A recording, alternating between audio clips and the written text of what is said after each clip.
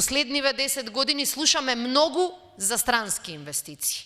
Слушаме дека се даваат многу пари, се трошат многу средства, на таа тема работат тројца, четворица министри, кој знае колку државни службеници, ама резултатите, како што гледаме и во Крива Паланка, ги нема.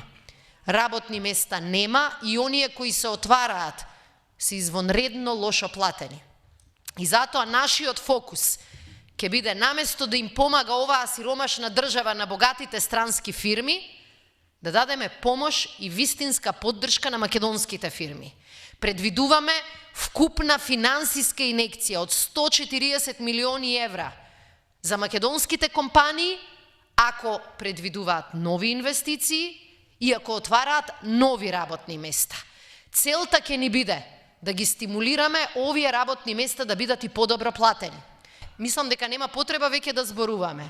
На власт се луѓе кои што научиле да владеат со криминал, со корупција, со уцени, со притисоци, со полиција, со злоупотреба на се што е свето во Македонија. Меѓутоа им доаѓа крајот. Гледајте ги само една по една предметите кои што покажуваат какви злоупотреби правеле. Гледајте само како се обидуваат да се спасат од криминалот. Враќаат стари закони за амнестија.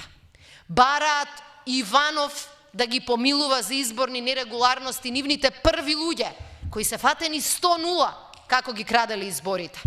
Па и тоа не им беше доволно. Го менуваат клучниот закон за да обезбеделе 90 дена да не може никој во притвор да одел. Вака се однесуваат само луѓе кои со двете раце биле заглибени во криминал. Власта презеде контрола на најголемите фирми, најбројните фирми во Македонија преку фирми кои немаат ни име и презиме. И ќе видите швајцарски, панамски, сејшелски острови кои не ги знаеме каде се наоѓаат, такви фирми влегува во македонската економија. Затоа во нашата програма предвидуваме секоја фирма е добре дојдена. Ама оние кои што си го кријат својот газда, тие ќе мораат пред идната власт и пред сите граѓани на Македонија да покажат црно на бело кои се и чиви се.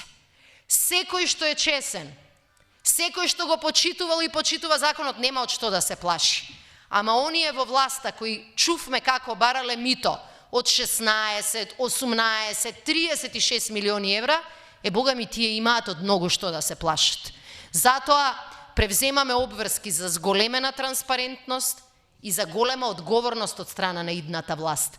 И бидејќи знаеме дека не сакаме криминалот да се врати во македонската политика, после 2 години ќе дадеме на опозицијата таа да го именува јавниот обвинител. Чесниот човек нема од што да се плаши. Чесните политички партии се ќе покажат на македонската јавност. Така ќе дојдеме до подобар живот во Македонија.